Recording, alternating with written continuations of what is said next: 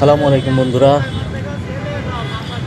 ঘোরাঘুরির আজকের জায়গা হচ্ছে হাতির ঝিল, রামপুরার অংশটুকু।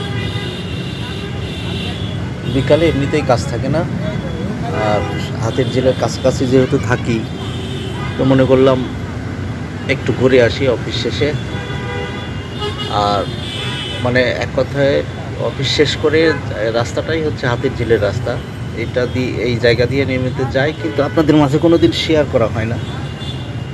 তো আজকে মনে করলাম হেঁটে হেঁটে যাব।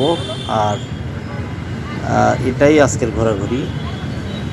হাঁটতে হাঁটতে আপনাদের মাঝে রাস্তার দুপাশে যেটা দেখা যায় সেগুলো শেয়ার করব আর কি।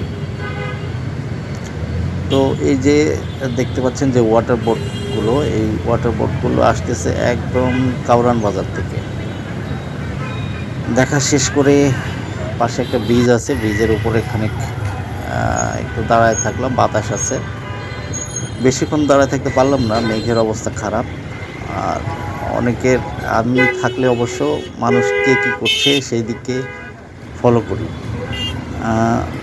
মানে কোন মানুষটা কী অবস্থায় আছে, কোন মানুষটা কী করছে ফলো করি। এই যে ব্যক্তিটা যেমন দেখতে পাচ্ছেন গালে হাত দিয়ে অপলকভাবে তাকিয়ে আছে, আমি এগুলোই দেখি আর নিজের দিকে চিন্তা করি। দেখা শেষ করে হাঁটা ধরছি আর কি, হাঁটা শুরু করছি।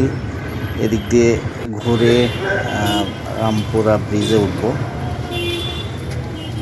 তো রাস্তার ধারে অনেক কিছু দেখতে পেলাম, মানুষ কে কী কর্ম করছে। আসলে কর্মটা হচ্ছে নিতান্তই ব্যক্তিগত ব্যাপার, কে কী করবে না করবে। আমি তো দেখছি যে অনেক বয়স্ক মানুষও রাস্তার ধারে একটা পণ্য নিয়ে বসে আছে। আসলে ঢাকা শহরে চলে নাকি, সবই চলে, শুধু নিয়ে বসে থাকতে হবে।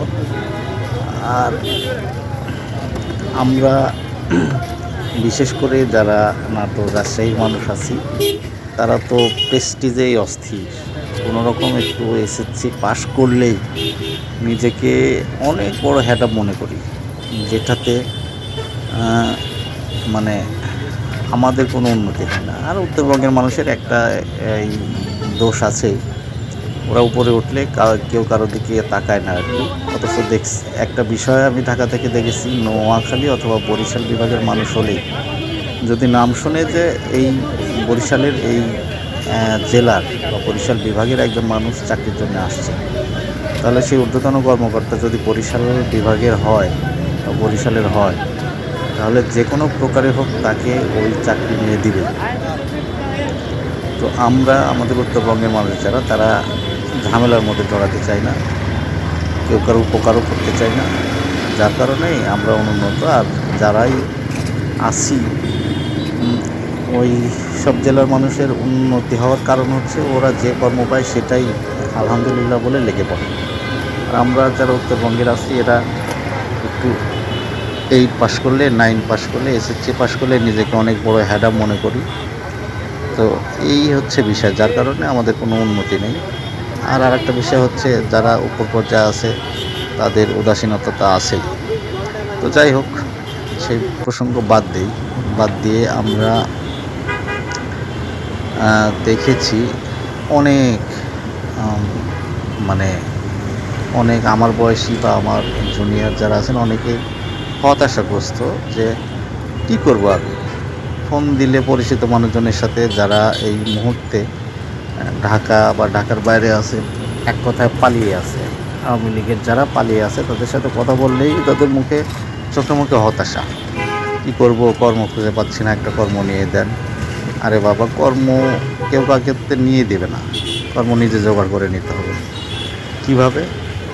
হয়তো প্রশ্ন থাকতে পারে, কিভাবে জোগাড় করে নেব? আপনি কোনো রকমে 5,000 টাকা গোছান, একটা কার্টুনে করে, শক্ত যে বড় কার্টুনগুলো পাওয়া যায় না কাগজের, সেই কার্টুনে করে আপনি অন্তত 20টা টি শার্ট নিয়ে রাস্তার ধারে বসে পড়েন। আমি বলতেছি, এই 20টা টি শার্টের মধ্যে যদি 5টা টি শার্টও বিক্রি হয়, তাহলে আপনার সারাদিনের খরচটা চলে আসবে। 5টা বিক্রি হবে এমন না, আরও বেশি বিক্রি হবে। তো আমরা এই কাজগুলো করি না, যার কারণেই উপায় খুঁজে বের করি না, যার কারণে হতাশাগ্রস্ত হয়ে পড়ি। আমিও একসময় হতাশাগ্রস্ত ছিলাম, এরকম ছিলাম। তারপরে অনেক কিছু ভেবে চিন্তে দেখলাম যে আসলে এইভাবে চলা যায় না। তো চাকরি করতেছি, চাকরিটা ছেড়ে দিব। পাশাপাশি আমরা তো রাজশাহী বিভাগ অনেক কিছুর জন্য বিখ্যাত। সেইটার পিছনে লেগে পড়বো। আসলে লাগতে হবে সাহস করে। আমি কি করছি, কি করব, করলে কি হবে, এইটাতে লাগলে কি হবে, সফল হতে পারবো কি না, কোথায় জায়গা পাবো। আসলে এইটা বিষয় না। আপনি একটা জায়গায় বসে পড়ুন, বাধা আসলে সেটা সমাধানের উপায়ও আছে। আপনিই তখন সমাধানের উপায় খুঁজে বের করবেন। তো আমার কথাগুলো কারো খারাপ লাগতে পারে, কারো মানে ইয়েতে আসতে পারে, মাইন্ডে আসতে পারে, বা কারো ভালোও লাগতে পারে। তা আমি যেটা বলি সেটা রিয়েলাইজ করেই বলি, সঠিক সমাধানের কথাটাই বলি। তো আমার যারা ভাই ব্রাদার আছেন পরিচিত, হতাশাগ্রস্ত হয়ে আছেন, হতাশাগ্রস্ত হওয়ার দরকার নেই। আমি যেটা বললাম, প্রথমে 2-1 দিন সংকোচ লাগতে পারে, তারপরে দেখবেন সব ঠিক হয়ে গেছে। আপনি তখন নতুন নতুন পথ বেছে নেবেন। আল্লাহ কার রিজিক কীভাবে লিখে রেখেছেন সেটা তো আর কেউ জানি না, তাই না? আমার মনে হয় বসে না থেকে, পরের গোলামি না করে, এই নিজের স্বাধীন মতো একটা কিছু করা উচিত। তো অলরেডি ঘোরাঘুরি শেষ করে হাঁটতে হাঁটতে, দেখতে দেখতে এই যে আমার গন্তব্যের কাছাকাছি চলে এসেছি। এই যে এতক্ষণ যে আপনাদের সাথে কথা বললাম 7 মিনিট, এই 7 মিনিটে কিন্তু আমি হেঁটেই, ওখান থেকে হেঁটেই আমি কিন্তু আমার গন্তব্যে চলে আসলাম। তো আমি যদি 7 মিনিট না হাঁটতাম, তাহলে কিন্তু আমার এই 7 মিনিটে অন্তত 20-30 টাকা রিক্সা ভাড়া লাগতো। আমি যদি রিক্সায় আসতাম, তাহলে 20 টাকা রিক্সা ভাড়া আমি, আপনি চিন্তা করেন, যেতে 20, আসতে 20, 40 দিন 40 টাকা রিক্সা ভাড়া হলে মাসে 1200 টাকা। তো এগুলো হিসাব নিকাশ করতে গেলে তাহলে আপনার আশা করি কিছু একটা করতে পারবেন। তো আজকে কথা হলো, আরেকদিন কথা হবে। সবাই ভালো থাকবেন, সুস্থ থাকবেন, সুখে থাকবেন। আসসালামু আলাইকুম ওয়া রাহমাতুল্লাহ।